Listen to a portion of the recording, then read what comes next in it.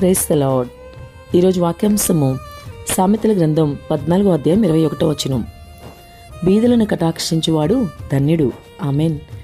మరి ఈ వాక్య భాగం ద్వారా ప్రభు ఈరోజు మనతో ఏం మాట్లాడతారో అనేది చూద్దాం. సహోదరి సహోదరుడా, బీదలను కటాక్షించువాడు ధన్యుడని సామెతల గ్రంథకర్త సొలొమోన్ ఎంతో వివరంగా చెప్తున్నాడు. మరి నీ పరిస్థితి ఏంటి? బీదలపైన జాలి కలిగిన వ్యక్తివేనా?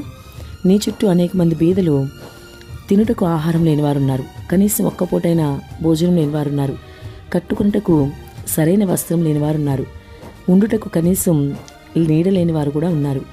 ఎన్నో రకాల అనారోగ్యాలతో ఉంటూ మరి కనీసం మందులు కొనుక్కోవడానికి కూడా అవస్థలు పడుతూ సహాయం కోసం ఎదురు చూసేవాళ్ళు అనేక మంది ఉన్నారు. కేవలం కుటుంబ సమస్యలను బట్టి కనీసం పిల్లలకు సరైన ఆహారము పెట్టలేని వారు, కనీసమైన చదువులు చదివించలేని వారు కూడా చాలామంది ఉన్నారు. అనేక రకాల ఆర్థిక సమస్యలు బట్టి కృంగిపోయి అప్పుల బాధలను బట్టి బాధపడేవారు ఉన్నారు. మరి వారి గురించి నువ్వు ఎప్పుడైనా ఆలోచించావా? వారి అవసరాల నిమిత్తమై నువ్వు ఎప్పుడైనా గుప్పిలు ఇప్పగలుగుతున్నావా? వారికి సహాయం నువ్వు చేయగలుగుతున్నావా? ఒక్కసారి నిన్ను నువ్వు పరిశీలన చేసుకోవాల్సిన సమయం ఇది. ప్రభు నీతో మాట్లాడుతున్నారు. బీదవానికి ఆదరించాలని, అటువంటి వారికి సహాయం చేస్తే ప్రభువు చేసినట్లే అని కూడా వాక్యం సెలవిస్తుంది కదా. ప్రభువే చెప్తారు కదా వాక్యంలో, మిక్కిలి ఎలుపుడైనా ఈ నా సహోదరికి భోజనం పెడితే నాకు పెట్టినట్లే, మిక్కిలి ఎలుపుడైన ఈ నా సహోదరుడికి వస్త్రములు ఇస్తే నాకు ఇచ్చినట్లే అని ఆయన చెప్తూ ఉన్నారు. కాబట్టి మనము ఖచ్చితంగా ఇతరులకి సహాయం చేసేవారుగా, ముఖ్యంగా బీదవారికి ఎవరైతే అవసరతలు ఉన్నారో వారికి సహాయం చేసేవారంగా ఉండాలని వాక్యం ఈరోజు వివరంగా మాట్లాడుతుంది.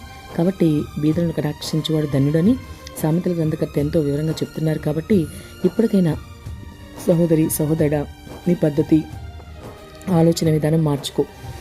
వచ్చిన డబ్బులన్నీ కూడా కేవలం నీ కోసం, నీ కుటుంబం కోసం మాత్రమే ఖర్చు పెట్టుకోకుండా కొంత డబ్బులు పక్కన పెట్టి బీదల కోసం ఖర్చు పెట్టి చూడు. తప్పకుండా నీకు ఆశీర్వాదం దేవుడిస్తాడు. ఆశీర్వాదం కోసం బీదలకు సహాయం చేయమని చెప్పట్లేదు, కానీ ప్రభు తప్పకుండా ఆశీర్వాదం అయితే ఇస్తాడు. ఎవరికి ఆయన రుణస్తుడు కాదు. కాబట్టి నువ్వు బీదలకు సహాయం చేస్తున్నావా లేదా అనేది ఆయన గమనిస్తూ ఉంటాడు.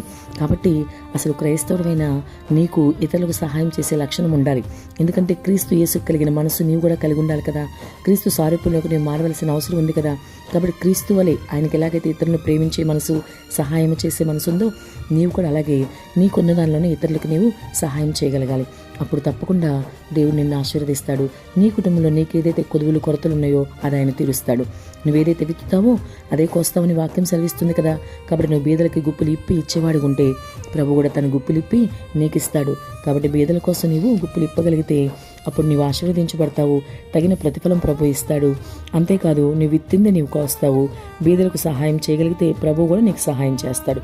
కాబట్టి ఇప్పటికైనా బీదల కోసం నీ గుప్పులు విప్పు.